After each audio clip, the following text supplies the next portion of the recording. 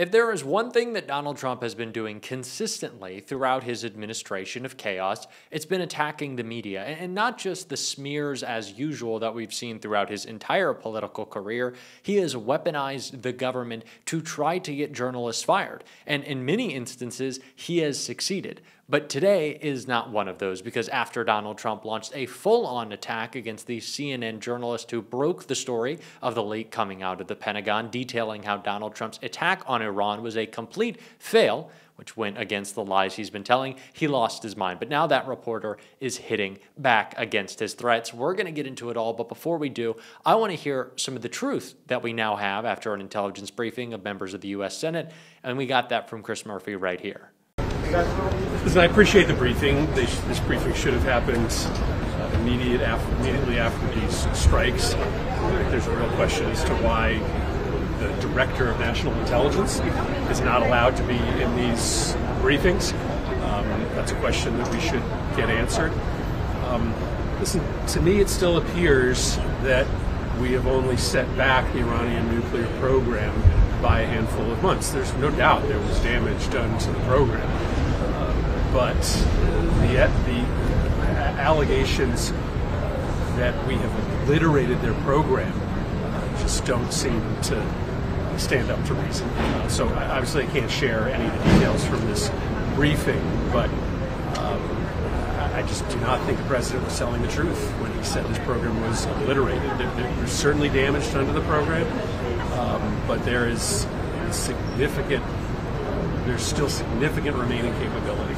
So Chris Murphy states now on the record after receiving a classified intelligence briefing what we've known all along, that this attack operationally was a failure. And I consistently mentioned that in large part that was because of Donald Trump's posting on Truth Social, that he was tipping off the Iranians that they needed to start moving their uranium out of the facilities he was obviously going to be bombing. So that, aside from the fact that the military operation was not executed properly, just goes to demonstrate how incapable Donald Trump is of carrying out any operation at all. And we've known that to be true. And that is how the media has reported on these strikes, with the most updated and accurate information. But because it was such a huge failure, and Donald Trump just can't accept that because he thought it would raise his approval rating, and in fact it is tanking it, he's going after CNN, and specifically one journalist. But Anderson Cooper made sure he did his part in calling out the nonsense of Trump. So before we get into how this reporter hit back,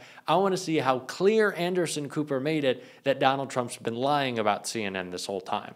A number of the claims he made about the reporting were not accurate. And we put together both what the Secretary of Defense had to say earlier this morning, and also what we actually reported about that early Defense Intelligence Agency assessment. And I want to play that for you now. Fake news, CNN, MSNBC, or the New York Times, there's been fawning coverage of a preliminary assessment when it admits itself in writing that it requires weeks to accumulate the necessary data to make such an assessment. This initial intelligence assessment from the DIA, which was leaked, was, as we reported, very preliminary. No doubt more assessments using other methods, other sources, and deeper analysis are being done. To be clear, that DIA assessment is only the earliest and first word that we know of on the matter. I think it's too much to ask, unfortunately, for the fake news. So we're used to that. But we also have an opportunity to stand at the podium and read the truth of what's really happening. The DIA that put that report out says that this is a preliminary low-confidence report and will continue to be refined as additional intelligence becomes available. And these are preliminary reports, as CNN indicated in its reporting when this broke yesterday, and there will be other reports coming. CNN was giving accurate reporting on what was happening on the ground, the intelligence that we knew at the time. And mind you, Donald Trump was holding intelligence from the public, keeping intelligence briefings from members of Congress. They were canceled earlier this week because Donald Trump was so afraid of Democrats being able to speak on the record about what went down.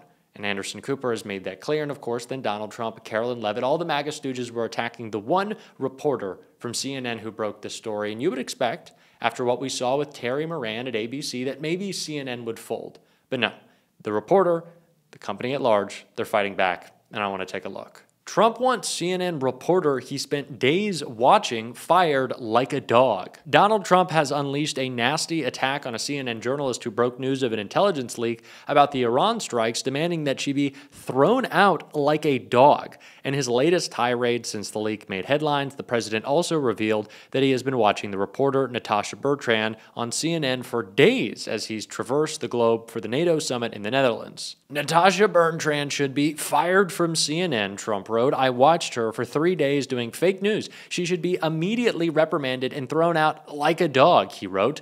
The meltdown was the latest salvo from Trump that he's launched towards the media ever since it began questioning whether U.S. strikes on Iran's 3 major nuclear enrichment facilities had been obliterated, as he reportedly claimed. In another post, Trump wrote, she should not be allowed to work at fake news CNN, but CNN clapped back on Wednesday, saying in a statement that the company stood 100% behind Bertrand's journalism and that of her colleagues. We do not believe it reasonable to criticize CNN reporters for accurately reporting the existence of the assessment and accurately characterizing its findings, which are in the public interest, said the statement by CNN's communications division. White House press secretary Carolyn Leavitt was the first to reject the report, claiming it was leaked by a low-level loser to undermine the president.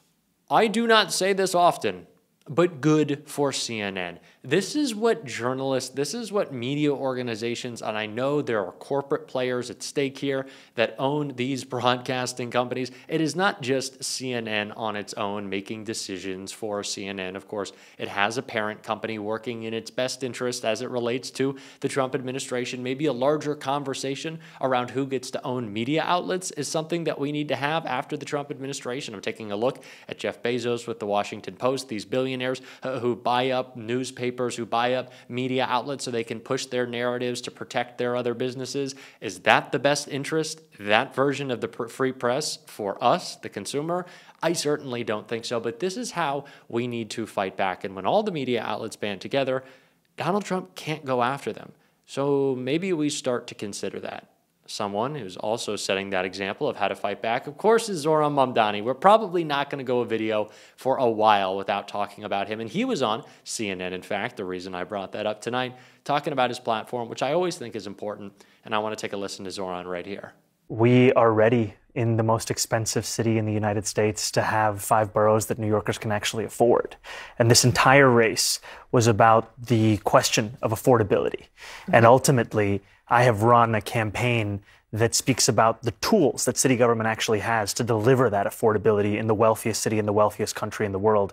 And it's time that we have a mayoral administration that follows through and actually delivers that. All right, so I want to talk about some of that, but first the breaking news. Isaac Dever is reporting that Andrew Cuomo is not dropping out of the general election race, right? And it's kind of a willy-wonny, but the deadline's tomorrow. Is this a surprise to you? Ultimately, Andrew's decision or my decision matters less than the decision that voters already took on Tuesday night, where we won from Bay Ridge to Dyker Heights to Harlem to Washington Heights. We saw a mandate delivered for a new generation of leadership. And I am so proud and excited to continue to build on that mandate with an ever-expanding coalition, one that has now included the endorsements of Congressman Jerry Nadler, of State Senator Brad Hoylman-Siegel, and Manhattan Borough President, soon-to-be Controller, Mark Levine. And ultimately, that is a coalition that will continue to expand through November. Right. So you're saying no matter what, I mean, if Andrew Cuomo's in, it's not like a redo where you're worried? No, not at all. I mean, we did it once, and it turned out pretty well. All right. So now, can we talk about the policy? The policy is what stood out to a lot of people. But right, I said the freezing rents on half of the apartments, free bus service, the free childcare, and the city-run grocery stores. How do you pay for that? Let's go through it. So for the first thing, freezing the rent, that's not something that requires any fiscal output from the city. It's something that's determined by the Rent Guidelines Board, composed of 9 members. The mayor picks each of those members. They determine each year whether rents rise or whether they stay the same. The previous mayoral administration froze the rent 3 times. So this has clear historical precedent. When it comes to city-run grocery... Even Adams. You're saying Adams. No, this is prior to Adams. Okay. He's the current one who has raised it 9% on those same New Yorkers, pushing them out of their homes. City-run grocery stores, I proposed a pilot program of 1 store in each each borough. These are 5 stores in total. The total cost of this is $60 million.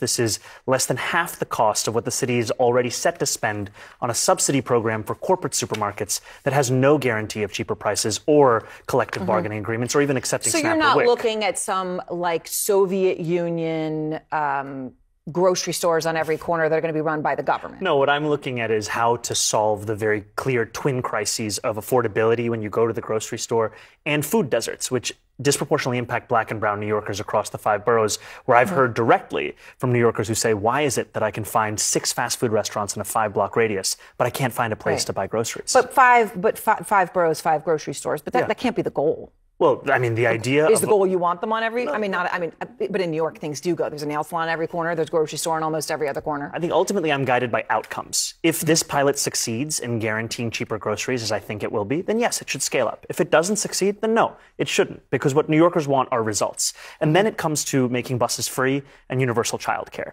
Right. These are things that cost around $700 million and let's say about $5 or $6 billion.